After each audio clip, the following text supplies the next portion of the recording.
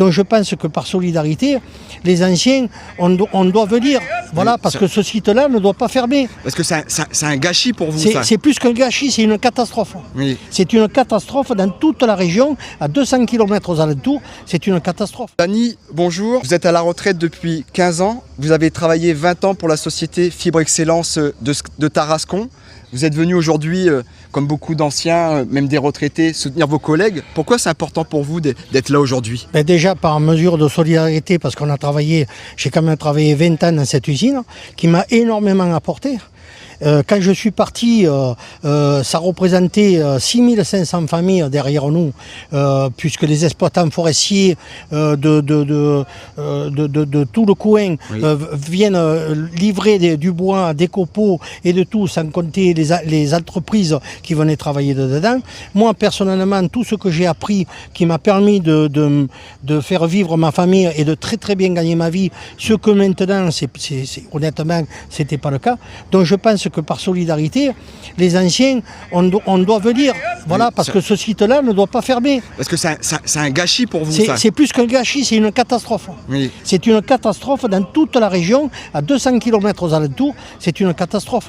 Et qu'est-ce que ça fait d'entendre tous les jours Emmanuel Macron, le gouvernement, parler de réindustrialiser le pays, alors qu'aujourd'hui on apprend que ça coûterait moins cher de relancer l'entreprise que de la démanteler?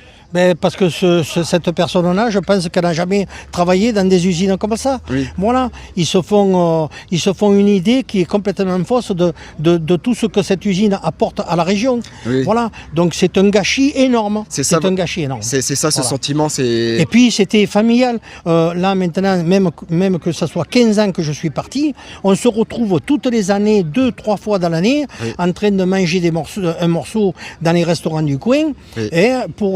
Et on est encore 50. Bon, maintenant, il y a beaucoup de retraités qui sont disparus parce qu'ils sont morts, mais les autres continuent, et je continue avec ces gens-là. Oui. Donc c'est très important, cette usine-là. C'est vraiment une entreprise, on va dire, familiale, où de génération en génération, on y travaille. Voilà, il y avait le père, le fils, il venait parce que le père avait travaillé, le grand-père avait travaillé dedans. Moi, j'ai connu le PP1, c'est-à-dire l'usine avant celle-là. Oui. Et quand je suis rentré en 81. Oui. Donc vous imaginez un peu, et j'ai travaillé dans l'ancienne usine, et ça faisait déjà 50 ans qu'elle tournait.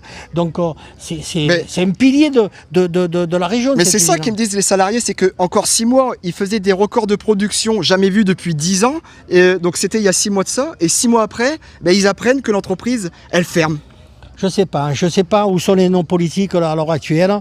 Oui, il y a l'inaction politique. Ah, tout à fait. C'est une catastrophe. C'est une catastrophe. Oui. Voilà. Et toute la région va en payer le prix, hein. Ça c'est clair. Déjà pour la démolition. Oui. En plus de ça, c'est des usines qui sont classées Seveso. Exactement. Donc je veux dire, moi j'ai fait partie des pompiers de cette usine parce que ça faisait partie de mes formations pendant 20 ans que j'y étais. Mais c'est une catastrophe. Oui. C'est une catastrophe. C'est une catastrophe. Il n'y a pas d'autre mot que de dire ça. Et toute la région va en subir les conséquences.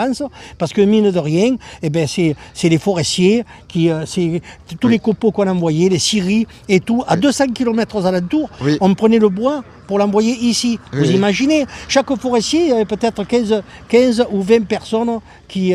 là, vous avez quelqu'un de très bien qui a encore créé, un ancien qui arrive. Ah non, mais là, c'est eux. Avec Bruno, là, c'est vraiment eux qui ont fait pour l'amiante. Ok. Voilà. Parce que oui, ce qu'il faut dire, c'est que le site, il a amianté et que, il y a de l'amiante. Et que justement, à l'époque, les salariés se sont battus, se sont organisés pour faire reconnaître la chose. Et d'ailleurs, vous avez même gagné, entre guillemets, parce que ça a été reconnu. Et la première année, on a perdu, parce que comme ça, ils gagnaient une année supplémentaire pour ne pas payer. Oui. Mais au final, vous n'avez pas lâché, et vous avez été jusqu'au bout. Et c'est des gens comme ça, là, comme Bruno, qui sont arrivés à faire ça. Franchement, un grand merci à vous, monsieur, et un grand respect. Mais écoutez, c'est pour ça qu'on est là, pour aider nos jeunes de maintenant. Merci à vous, monsieur. Franchement, un grand merci.